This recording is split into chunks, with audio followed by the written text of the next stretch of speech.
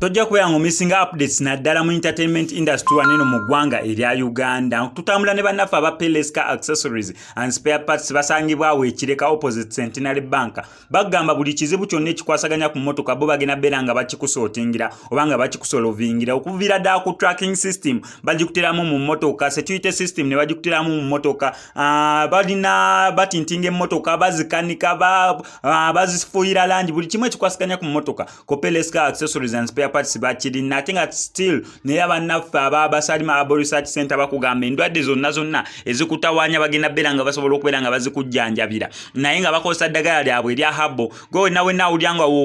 weetamiddwa eddagala lya makerenda simanya biki ate nga terikuwonya gezaako ku ddagala ly'aba habo ate nga basalima aba research center abasangibwawo Nansana gw'otuukawo ngo bakubire enamba y'essimu oyinza okubeera ng'oli mulwadde nnyo tosobola tuuka Nansana bagenda kukola delivery wa exactly woli basobola okubeera nga bakuleetera eddagala gw'oyagala kugejja kukoga ddagala lya pressure olina alusa byonna bagenda beera bali kujjanjabisa naye ate nga abasajja abalina amaanyi amatonotono balina kamani power plus bagenda beera bali kuwa ojja kubeera ng'okomawo oneebaze oluvannyuma abayita babasalima aba research center basangibwa Nansana. Tubadde tukyayogera ku mwana muwala Prosy Nakayiza. Prosy Nakayiza ono nga wenkugambye ebifaananyi bye tubikeereddeko ku makya g'olunaku olwaleero naye nga tubisanze nga bitimbiddwa ku mitimbagano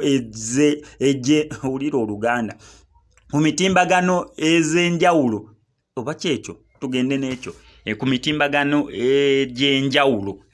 kyekigambo so mukubeera nga bitimbiddwa abantu bangi batandise okubeera nga bajjayo perspectives gye basobodde okubeera nga bo bareceivingramu ebifaananyi bineno naddala okusinziira ku babloga abadde bapostinze ebifaananyi bineno ono socialite mupya sinti ffenna tubadde tumumanyi Prosy Nakayiza naye mukubeera nga socialite nze ngenda kugamba kineeno nti ebyo ebifaananyi abantu abali mu bitambuza nga bagamba basajja beyaako ebaka nabo nedda tokitwalira mu category eyo category sooka ogiveemu y'abantu abalowooza mu ya Prosy Nakayiza beba abasajja bonna bazzenga yebaka nabyo oba abasinga bagambe mbu abasajja abadde abakyusanga okusinziira ku appetite oba ku muudu ye gyawulira mbunira gyalimu wayagala omuwanvu ng'aleeta omuwanvu wayagala omumpi ng'aleeta omumpi wayagala omuddugavu ng'aleeta omuddugavu nze sigenda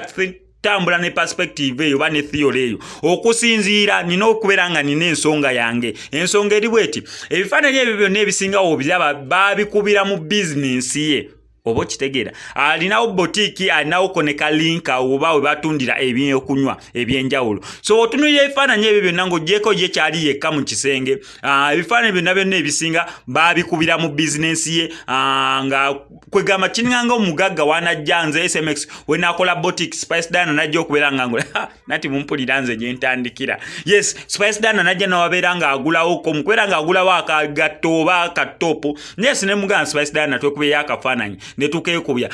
nani ne Shiba Kalungi abeera ayita nalaba SMX Media Boutique nga yali awo ne mugamba waye n'amaze ogulayo awo ne mugamba manyi Shiba onyumye nnyo katwekubyeko wane n'akafaananyi tuli mu business nje kati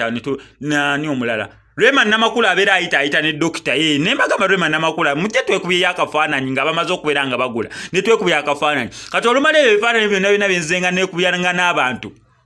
oba ne bivaayo ba ne bisurfacinga olunaku lumu tekigenda tegeeza mu ya SMX gwe walya Rema SMX walya Shiba Kalungi SMX walya Spice Dana naye bannange SMX neeyagaliza Mukama Katonda sebo owulira nze gye neetadde SMX neeyagaliza Mukama Katonda kwegamba ebifaananyi ebyo we bivaayo bambi tekibeera kinunu naye nno omukyala saagala kubeera nga muwoleza kubanga ekisooka nno omukyala simumanyi mbadde simuwulirangako naye ng'okusinziira ku logic ku muntu ategeera naddala nga mu abasubscribing ano ku SMX Media YouTube channel ate mbeera saagala bagatte mu kavuyo k'abali abantu abalinganga abataasoma bye blogger kyawulidde kyalabye n'agenda n'ekyo nedda okolanga analysis oba n'okola research obwenjawulo kubanga ebifaananyi ebisingawo bitunulira biri mu business that means banene abantu abali prominent ate ngeri naye gyali socialite that means bamufunira ku social media omuntu ali socialite ye muntu ayagala okubeera nga yeemulisa naddala ku social media platforms ez'enjawulo so omuntu nga SMX tajja agenda akugule mu boutique ye aguleyo akagatto amulabe bulabye awo agende nedda agendaganira SMX twekubiseeyo ka selfie wabula SMX ne puutiwo sajja kuŋŋamba kati nange olwombera kubeera nga nayitirako eyo Masaka actually ono mwana muwala akwasaganyiza mirimu gye mu kibuga ky'e Masaka so kati nange SMX mbakubeera nga nagenda nange ne twekubisa akafaananyi naye nga mugamba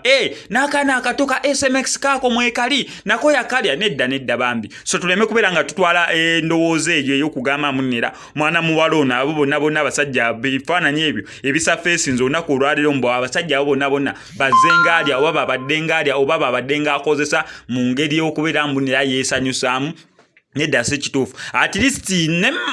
tukiteekemu eddiini ey'enjawulo nti omuntu osooka mulowoolezanga kintu kibi osookanga mulowooleza kintu kirungi not until okugjako nga yoyo yennyini omukyala Prosy Nakayiza nga yavuddeyo n'akonfesi nga n'agamba nedda SMX byeyogedde byonna bikyamu nze bano abasajja babaddenga bange nga nze abakozesa nera nga twesanyusa mu kino nakino then awo osobola okugenda n'ekyo ye kyaba ayogedde naye bifo ng'omuntu tanakonfesinga oba omuntu nga tanakkiriza nsobi ye gy'akoze oba ebyebyo byonna ebiri mu kubeera nga bitambuzibwa ati omuntu osookanga mulowooleza kirungi on top of mulowooleza ekirungi naawe otunuliranga n'ogeraageranya ebifaananyi babikubidde mu business ate business of which muli abasajja sinti oba atunda ngoye z'abakazi noweebuuza Patrick yagenze kimaki mu botiiki y'abakazi nedda atunda engatto z'abasajja n'ebyabakazi byonna weebiri on top of that waliwo n'ebyokunywa oyinza ogenda okuweebuuzabuuza abo bonna abantu beyeekuya nabo ebifaananyi ng'abantu bawoomerwa embidde bawoomerwa kasooda bawoomerwa amazzi bawoomerwa ka juice okitegeera nga bayitawo okubeera nga refreshing emiro gyabwe basobola okubeera nga bakomawo e Kampala so nze wente wensobola okubeera nga concluding oba nga analyzing ensonga amanya eddoboozi sigadde nze mu SMX waneno representing straight out SMX media yinkujjukiza mbu tugenda tutandikawo WhatsApp group ku lunaku olw'Monday simanyi gwe story eno olwogirabye naye weetuukanga Monday n'olaba eno story Monday nga 1 November omanyanga bumanya mbu SMX media ena WhatsApp group ezo zigenda kubeera 2 eri Jeno n'eyabadde ihad yegenda okubeera ku mulamu ogw'okuyamba abantu ab'enjawulo mukimanyi bulungi mbu SMX media ngenda beera nga ngaba paadi omutwalo gumu okutandika n'omwaka ogujja njagala nga be paadi 50,000 nga za disposable nga be ne paadi endala 50,000 nga zineno ze bayoza nga tuzigabira abaana ab'obuwala kati gwe ojja kwerondera WhatsApp group kiri wandyagadde okubeera ng'obeeramu naye qualifying okugenda mu group eyo yabadde ihad yo sigyagala mu bantu bangi naye tunaabeera abantu 7 naye nga tuli ku mulamwa gwe gumu kijja kubeera nga kimmala naye nga WhatsApp group eri Jeno buli omu gyagenda okubeera nga ayagala okubeera nga abeeramu yo tugenda beera nga tugiggulawo ku Monday nga 1 November 2021 WhatsApp group eyo egenda kubeerawo amanya eddoboozi sigadde nze SMX media representing straight out SMX I sign out.